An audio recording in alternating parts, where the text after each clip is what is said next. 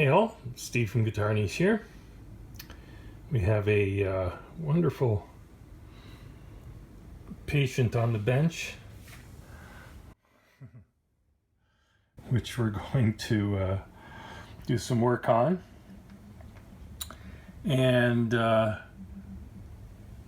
first thing I want to find out is what vintage is this? Like, can I date it? Can I figure out, like, does it have any kind of markings that give it a specific, pedigree for date or whatever? A few things that I'm going to take care of. One is the pickup here is going to be replaced. The fellow who owns it, who brought it in, wants this swapped out, but we're going to look at why it is like this. And I can tell you right now, if we plug it in, well, that's fun, isn't it? Oh yeah, that's awesome. Well, let's get rid of that. Oh jeez. Yeah, it was all the way in. Yeah, okay. Crazy. Anyway, we're gonna look at why that's making that noise. You might experience that with your own guitar sometimes, and see if we can't put a finer point on troubleshooting and getting this thing into better spec, playability, all good stuff. Pretty cool. I love these things, man. I love these old guitars. They have this kind of, sorry.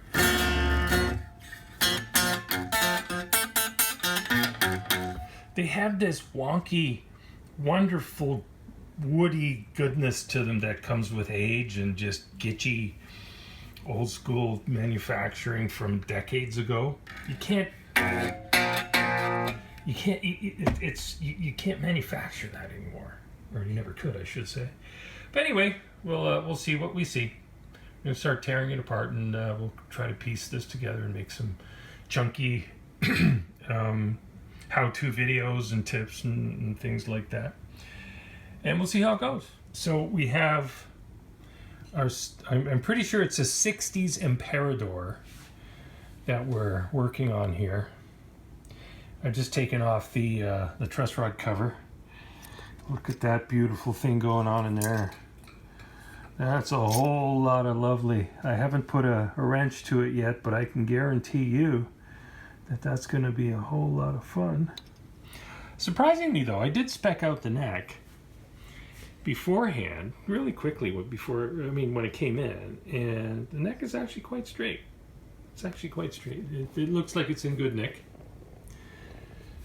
I wouldn't be a bit surprised if that's nice rosewood on there. This pickup I've seen many times. Somebody might know exactly what kind of pickup that is. I don't know the name, but I'm not even sure who made Emperador. Could be Japanese Matsumoto or one of the other companies from way back when in the early days of guitar repros, because it is a Strat E sort of thing. But look at this. This has got my attention. Has this been no, that's factory. That's got to be factory. You think? No, that's not factory. This has been monkeyed with, and I'm not getting anything but a bzzz out of this thing at the moment. So we're going to try to figure out why. Okay, and we'll see what we see. Okay, so anyway, I'll be back in a moment. So I removed that big blob of wax on the output jack there. I guess if you don't have a soldering iron and you got to make it stick, and you don't feel like winding up a wire around itself and securing it off with tape, I suppose that'll work. I mean, it's creative thinking, that'll do. But that seemed to have solved the problem as far as our far as our output goes, not much output considering the condition of the pickup. Anyway, yeah, we're going to try to fix this up a little bit, and one thing at a time. But anyway, problem solved. Pickup works. That's great. You know, at least we know that.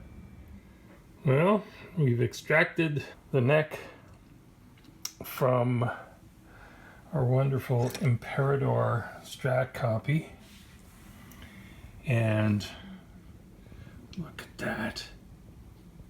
That's just amazing plywood. Don't kid yourself. Plywood can sound great. I'm serious. I'm absolutely serious. By the way, this little wood bridge here is probably a major contributor to the overall tone. It's got something going on. Anyway, so there is nothing going on with branding on the end of this neck or anything like that. Nothing in the pocket other than a shim. And then the bridge does look a little low, so we'll modify that. But overall, we'll make it work. So my research at this point indicates that there's not a whole lot on Emperador, and I would point out, look at the grain in this neck here. It goes, it's beautiful, you know. It's going, and then it goes whoop. Road trip. Okay, well, whether it's rosewood or a relative or whatever, that kind of grain structure is not the best to see. And certainly the material of the neck, this is a relative. I can tell you this, the tone of it, it's not bright maple, it's not dark mahogany, it's a relative of one or the other. I've seen this many times with the inexpensive Japanese knockoffs from the 60s, which is what I think this is. So a little bit of backstory on what this instrument may be. By the way, the electronics, they do work. They came out and all that kind of stuff. But apparently these were made by the Hiyoshi company in Japan during the 60s. And historically speaking, they made Emperador. There was some connection to Cortez, Tiesco. But these names are, they're floating around, and the legitimacy as to who's making what that far back with limited records is questionable. Even at one point, Cort became part of the genesis of the history. And as we know, these days, Cort is making some fabulous instruments. I mean, they make the Paul Reed Smith SE series, and the fit, finish, and just engineering and quality control on those instruments is stellar. It really is. So we have the evolution of guitars into modern day, etc. But we'll see where this goes. We're going to wind up putting a Duncan rail pickup in there. Hang on a second. Hot rails, white. There you have it, sports fans. All right. So this is going to take the place of the existing pickup. It's that's the customer's wishes. We'll make it happen one way or the other. Hopefully the geometry in the pick guard works out okay. I think it should.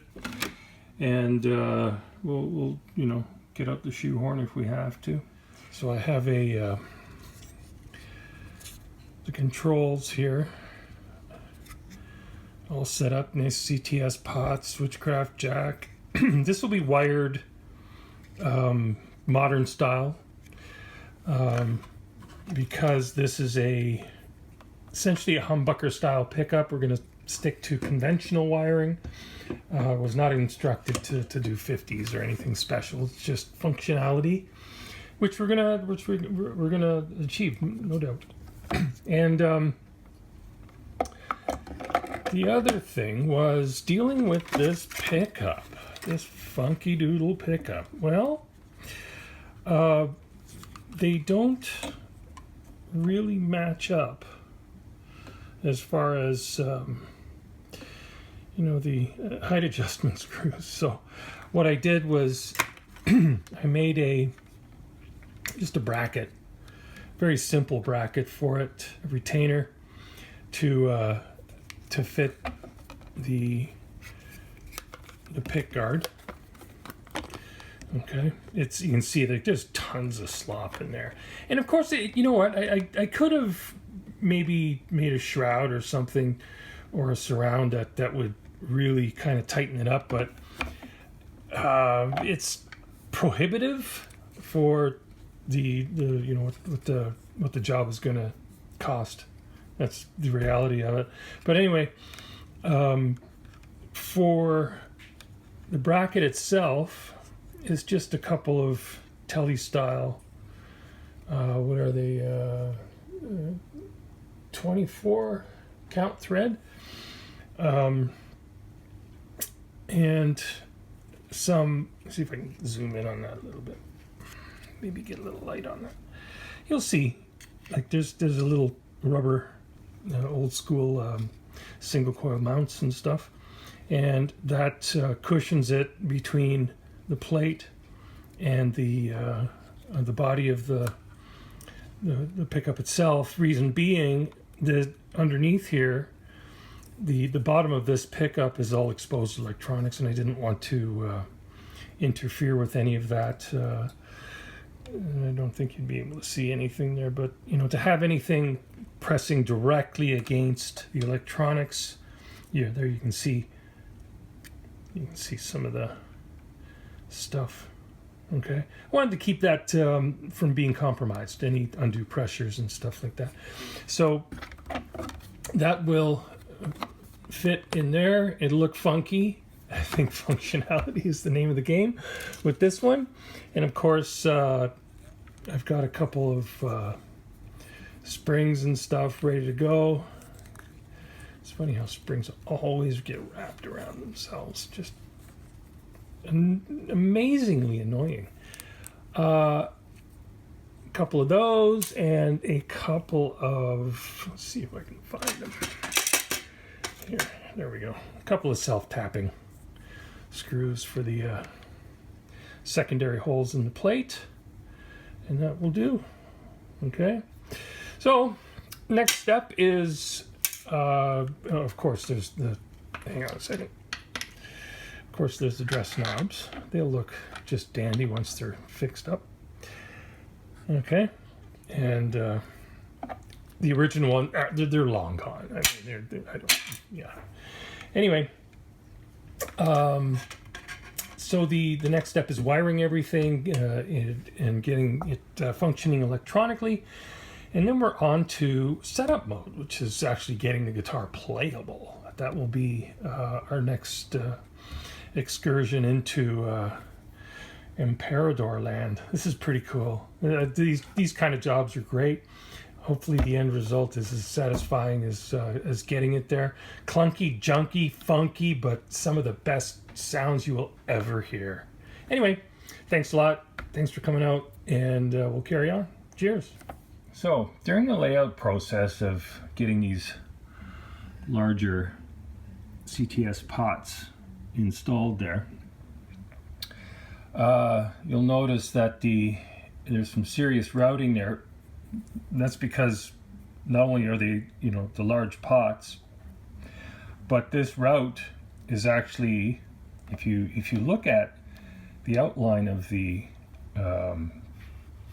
the actual pickguard portion of the plate, it's skewed towards the inner side here to begin with. designed for small pots, you know, typical or older Japanese stuff. So, you know, just tolerances being what they are and the instrument being what it is, this is what happens. So it looks ugly, but it's hidden, you know, and it had to be done, so it all works out. Okay, so we got things wired up. I did test the electronics. This is based on, this network that is based on a modern configuration, 22.022 UF cap or MFD cap into a nice switchcraft jack, couple CTS pots, and out of the 5 circuits that I have to work from typically, this one is probably the best suited for its intended use because this is a modern pickup. If it was a single coil, it'd be a different story, okay? But these are 500K pots, and so we're gonna stick with what we know works and not experiment too much, okay? Anyway, we'll see how it goes. Well, we got some strings on, but the action is, well, there is no action because it's so freaking sky high. It's not really, you know, going to be anything useful except for somebody who wants to play slide. So we're going to look at re-shimming the neck, and we'll do it cost effectively, but nicely. Be right back.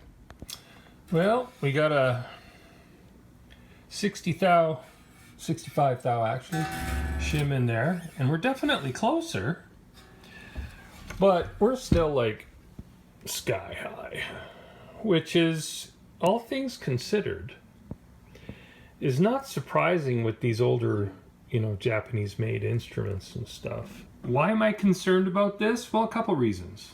It's playability, obviously. I want to get that down to a reasonable playable level, but I also want to be able to make the most of the adjustability of this funky, clunky bridge here.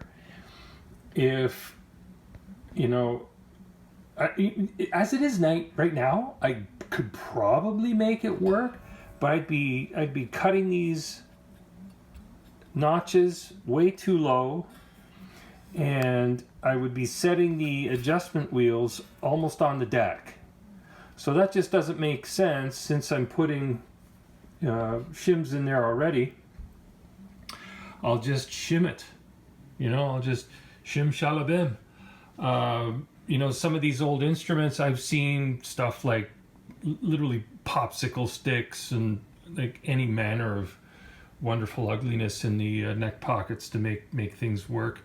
And you know, it just stems from the general construction. I mean, you know, this neck pocket is, the material is so thin, it just can't take the strain of the you know, the pressure of the strings and stuff like that. Just time and pressure has its effect on everybody.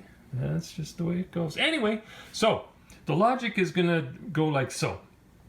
I know I started with 45 thou, now it's up to about 65 thou or so. And where are we gonna go from here? Well, I'm going to guesstimate that I'm going to be pushing close to probably 90 to 100 thou. So I'm going to get out some other sandpaper, some thicker stuff, or maybe some multiple step stuff, and I'll show you when we get to that point. I'll measure it out. I'll you know, get a little intuitive with it and see what we come up with. Anyway, back in a moment. Let me illustrate it like so. And it's easy enough to follow along, okay? Here's the full length of the neck pocket. And now that I've determined I have a thickness of the sandpaper, and why am I using sandpaper? Because sandpaper sticks. You know, once it's in there and under pressure, it ain't going anywhere. It's awesome, okay? So it's a great alternative to you know, full width solid wood shim and manufactured sort of thing. Anyway, so I know that I need 4 graduations of the sandpaper to fill this width. I want to divide this into, say, 5 pieces. So like so, easy peasy. It's not rocket science, it's just, just estimating. But I know that one piece has to go this far, the next piece has to go this far, the next piece is like so, and the next piece is like so. Okay? So if you follow along, so what I did was I took the graduations and I started with a small piece that just, I had to make it 3 increments long so that I could fold over one end. So this end got folded over. And then I took a second piece that had to be a total of 7 increments long, and I folded over here, right? So when they stack up, they will be essentially turning into a wedge. Oopsie. Sorry. It's not very, the artist in me isn't around today. Anyway, so you get a wedge. And in effect, it doesn't have to be perfect. For this application, it doesn't have to be perfect. But let's say you want to do it in a, with something that is a little bit more refined and you don't have the materials at hand and you want to get it done. The same principle will work. You just have to exact your measurements out a little bit more. So here's the pieces, okay? There is the, 3 increments, one laid over the other. That will go small part on the bottom, right there, okay? And here is the 3 and 4, total of 7. And that will go like so. Now, if we, just for the sake of illustration, if I pack those up, look at what we got. Exactly like our illustration. Easy peasy, right? Anyway, it'll all stick together and look real pretty when we have it all together. Let's go. Not like we're fooling anybody, but just for the sake of cosmetics, we're just going to run a little Sharpie over the edge of that so that by the time it's installed, we won't see too much, if any, evidence of what we're trying to hide, which is a compromised neck joint. Oh, the things we do to look pretty. Isn't that wonderful? You gotta love it. Gotta love it. Anyway, so it ain't pretty, as you can see. And I'm just gonna break off that one edge, just bothering me visually. Anyway, there we go. Pop that in there. And I'm going to clean up. Oh, I'm so fussy about stuff. Jeez. Jeez Louise, man, he says. Sorry, I got to do it. I got to do it. I see stuff that's out of whack. Even though, yeah, we're doing a little, hide and not seek on a cheapie. I want to make it, I want to make it nice, right? So I'm just cleaning up some. So that's reasonably square. Nobody's going to see it, but I'll know it's there. In there? Look at that. Yeah, it's a little further back from the edge, but we want to keep some, hideaways there, okay? Anyway, so the next step is to fasten down the neck and see if we have any kind of success. But if somebody's going to open this up, they're going to see, well, it's just one piece of sand. No, it's not. It's actually something that has been brilliantly engineered to do a specific job. Okay, anyway, we'll see how it works out, and I'll be back in a moment. Okay, shim shalabim.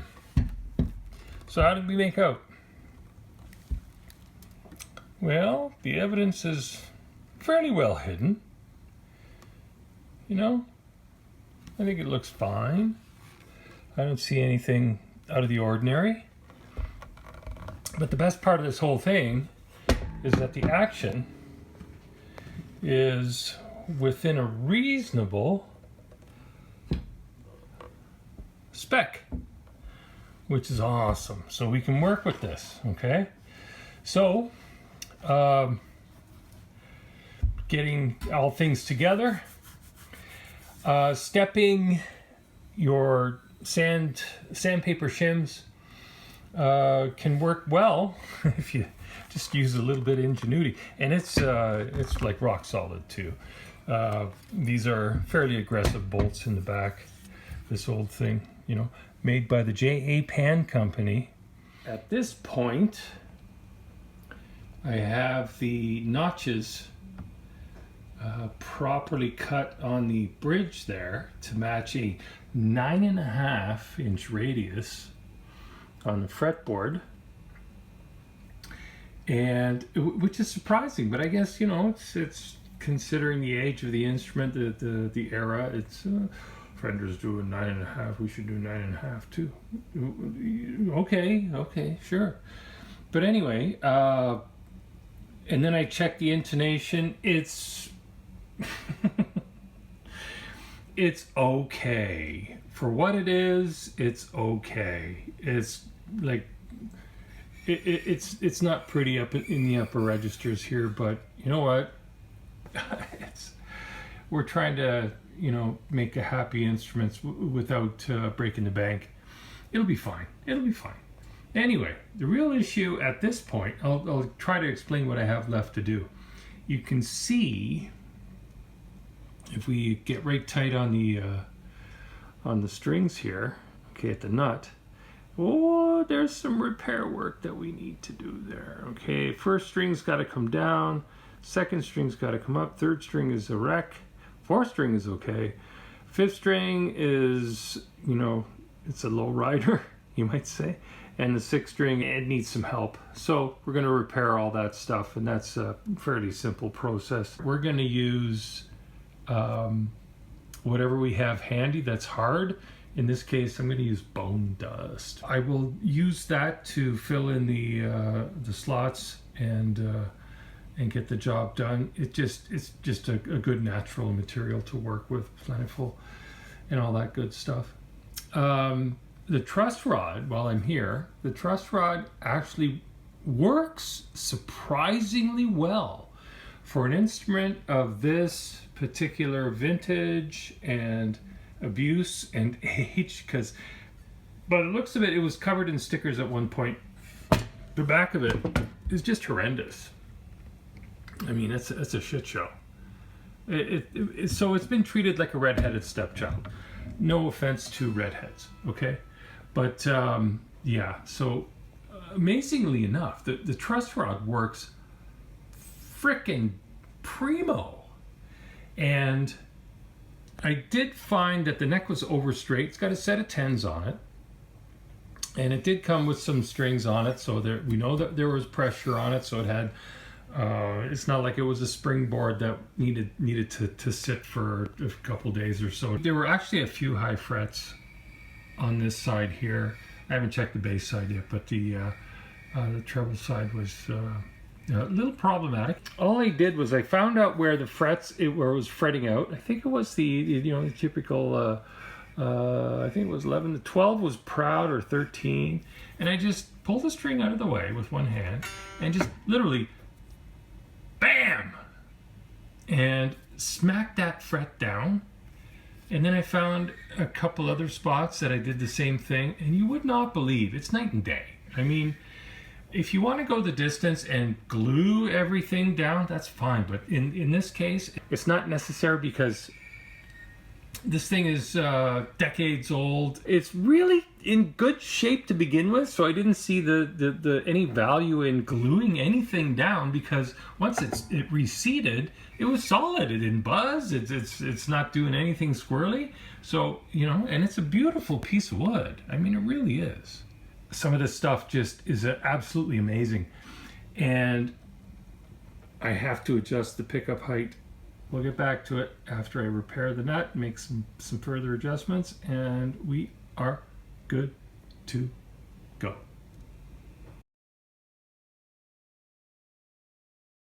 This is the result of repairing the nut slots, and we have some fairly uniform string heights there. Much better than it was. Anyway, So we're going to find out what the end result's going to look like. The last adjustment is pickup height, which I've already done. It was actually pretty close. And the last leg of the journey is actually giving it a test drive.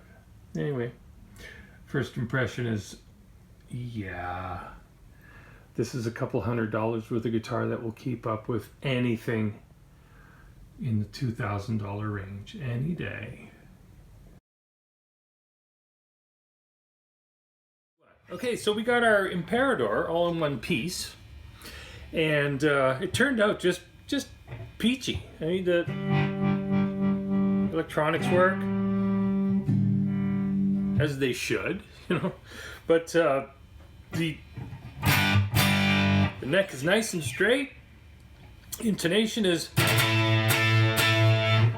passable. It's pretty good, actually. It's pretty good, you know.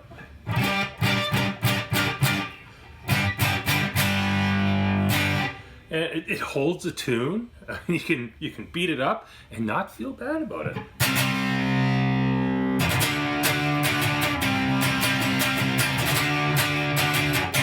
The pickup being where it is, it's going to have a very throaty sound to it because it's a neck it's a neck position. So I've got my amp is set on ultra bite, and it just drives the high end a little bit better, so it's just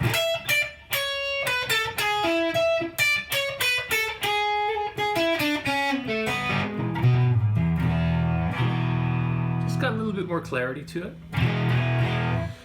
Being a small humbucker like that, it's going to have its limitations, let's say, in terms of like these, just in passing, these single coil sized humbuckers. They're not true humbuckers, and they're not, of course, true single coils. They're kind of somewhere in the middle, but skewed a little bit more towards the humbucker side of things, right?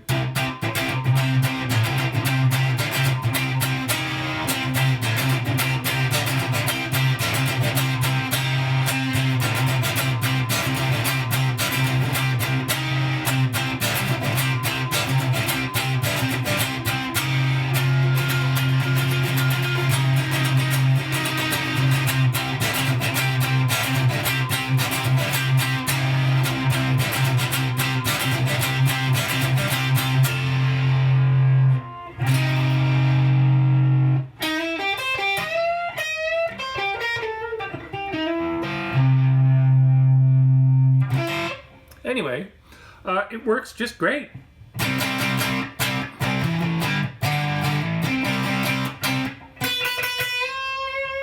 Have fun, play loud, and have a great day.